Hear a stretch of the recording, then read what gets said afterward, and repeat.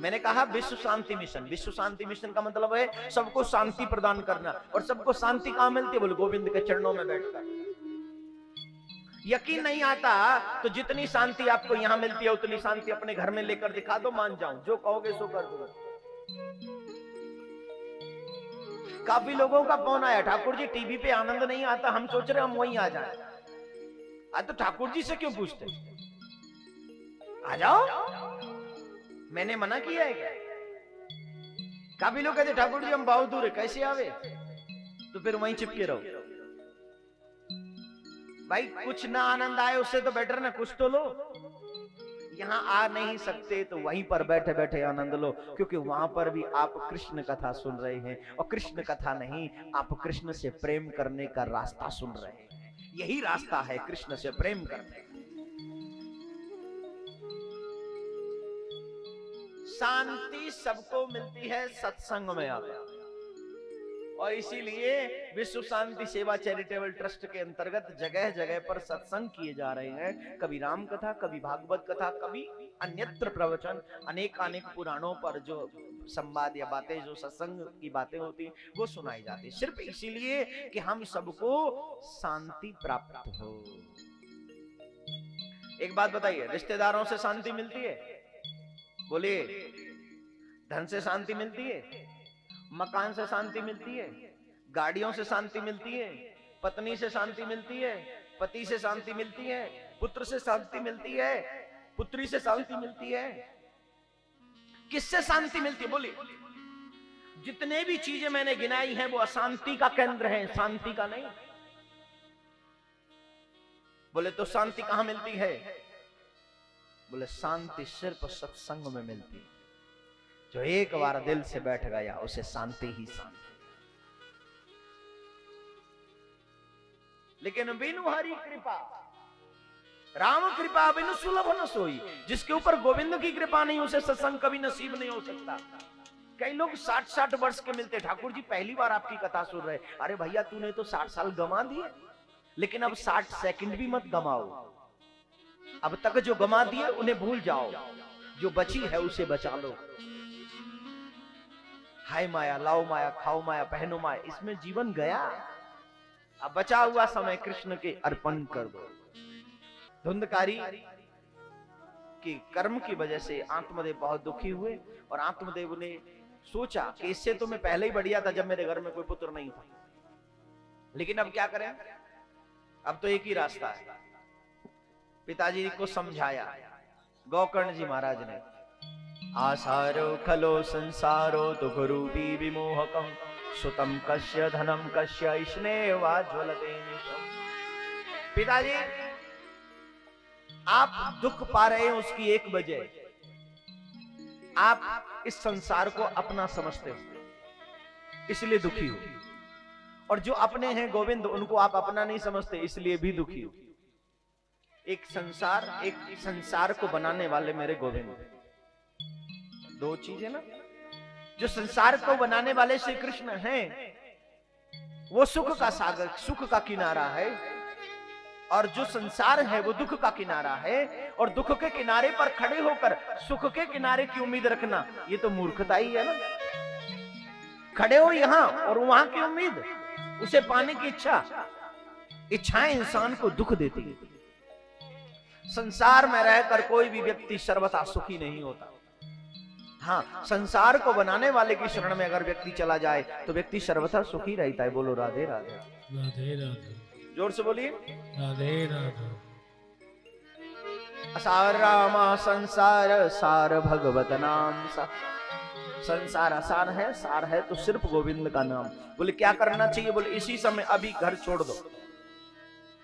और पुत्र की बात मानी, गोकर्ण जी महाराज की बात मानी, आत्मदेव ने घर छोड़ दिया, ईश्वर को प्राप्त किया। मैं आप सभी श्रोताओं से जो मुझे इस समय सुन रहे उन सभी प्रेमियों से एक निवेदन करना चाहूंगा। मैं बहुत बड़ा आचार्य नहीं हूं, बहुत बड़ा कथा कहने वाला नहीं हूं, बहुत बड़ा महाराज नहीं हूं, छोटा सा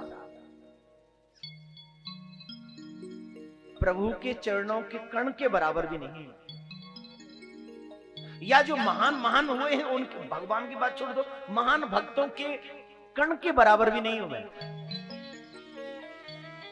मैं ऐसा नहीं कहता कि आप मेरी सारी बातें मानिए, लेकिन इतना जरूर कहना चाहूंगा आप सबसे कि अगर इन 7-8 दिनों में मेरी कोई भी बात आपको अच्छी लगे तो जीवन में उसे अपना लेना, क्योंकि वही एक बात आपका बेड़ा पार कर सकती है, मैं गारंटी के साथ।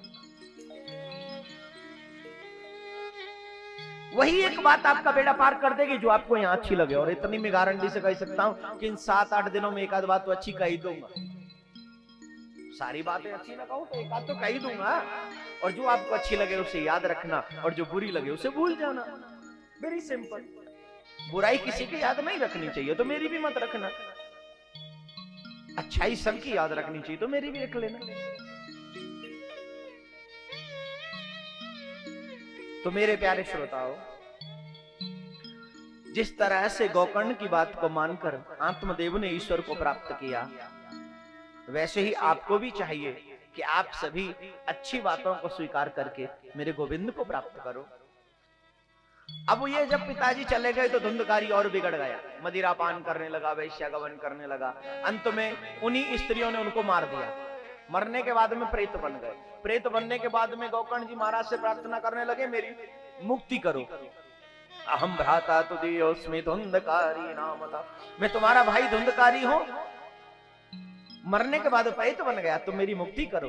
तब गोकर्ण जी महाराज ने उनको श्रीमद् भागवत कथा का पाठ श्रवण कराया, और भागवत कथा सुनने के बाद में उनकी मुक्ति हुई, उनका कल्याण हुआ। यहां तक कहते हैं कि आकाश से विमान आया धुंधकारी को ले जाने के लिए। कितना पापी था, उस पापी को ले जाने के लिए विमान आया मेरे भाई, विमान। और आप तो इतने पापी भी नहीं हो तो आपको ले जाने के लिए विमान नहीं आएगा क्या? अब बोलिए, अगर यहां 7वें दिन विमान आएगा तो कौन कौन चलेगा हमारे साथ? जो जो चले हाथ उठा के बताना पड़ेगा मेरे भाई। 7वें दिन विमान आएगा, कौन कौन चलेगा हमारे साथ? नहीं चलोगे क्या साहब? जो चले जो हाथ उठाओ, नहीं चले तो यहां बैठे रहो। एक बात पहले बोल दो, सुनो, नीचे करो हाथ। ये निश्चित बात है, जो हाथ उठाएगा वही वहां जाएगा, और जो नीचे रखेगा वो यहीं नीचे ही रह जाएगा। जो ऊपर करे वो ऊपर जाएगा, और जो नीचे करे वो नीचे रह जाएगा। अब बोलो कौन कौन ऊपर जाना चाहता? जल्दी बोलो। बड़ी जल्दी है ऊपर जाने की, हैं? बोले राधे राधे। विमान में जाना ना, विमान में पक्की बात, हम विमान में ही लेके चले। 7वें दिन जब कथा पूरी हो उस दिन जरूर आना, उस दिन विमान आएगा, और जो उस विमान में सवार हो जाएगा वही मेरे गोविंद के धाम चला जाएगा। ये भागवत कथा है।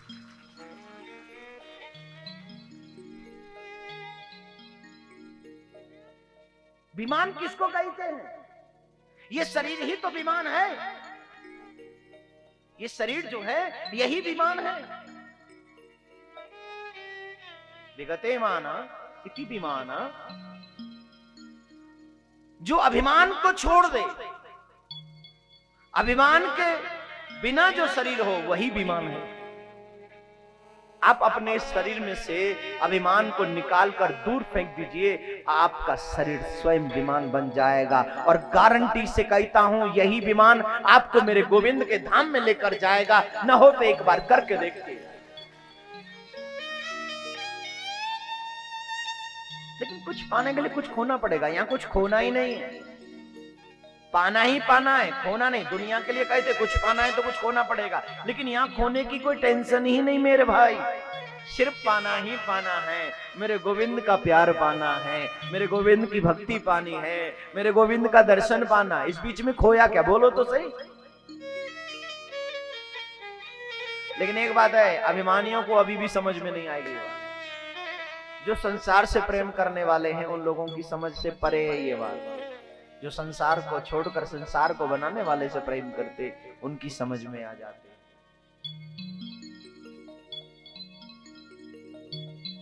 वैसे बहुत विचित्र बात लिखी है लिखने वाले ने।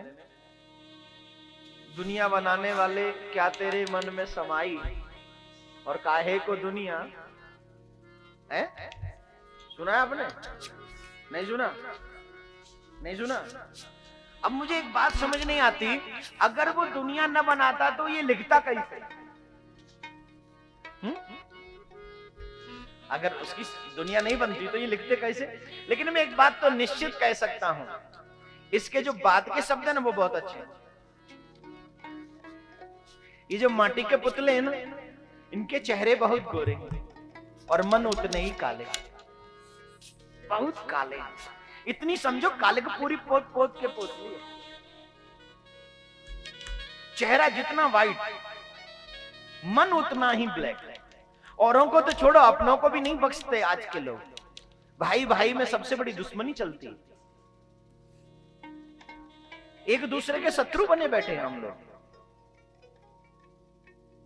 काहे को बनाए तूने माटी के पुतले, मुख जिनके गोरे, मन जिनके काले, मुख उनके उजले। छिप छिप तमाशा देखे, वाह रे तेरी खुदाई, तूने काहे को दुनिया। वैसे अगर इतनी बुरी दुनिया बनाना ही है तो भगवान ना ही बनाए तो बढ़िया। लेकिन इस दुनिया में कुछ अच्छे लोग भी हैं जो हमेशा दूसरों में प्रेम बांटते हैं, जो हमेशा दूसरों को शांति का संदेश देते हैं, जो हमेशा दूसरों को कन्हैया के चरणों में ले जाते हैं। अगर दुनिया नहीं बनाते तो ऐसे अच्छे लोगों का दर्शन भी कैसे होता? बोलो राधे राधे। राधे राधे। खैर छोड़िए, उन्होंने जो लिखा वो लिखने दो। हम अपनी वही बात पर लौट कर आते हैं। ये जो शरीर है यही विमान है, और इस शरीर से किए हुए अच्छे कर्म हमें भगवान के धाम में जाने के लिए प्रेरित करते हैं। इसलिए कोशिश करिए अपने जीवन में कभी भी बुरा ना हो, अपने जीवन में जब भी मौका मिले सिर्फ अच्छा ही अच्छा करें, ऐसा करना चाहिए। तो इस तरह से भागवत कथा का ये जो महात्म है ये पूर्ण होता है। बोलो राधे राधे। राधे राधे। जोर से बोलना पड़ेगा। राधे राधे।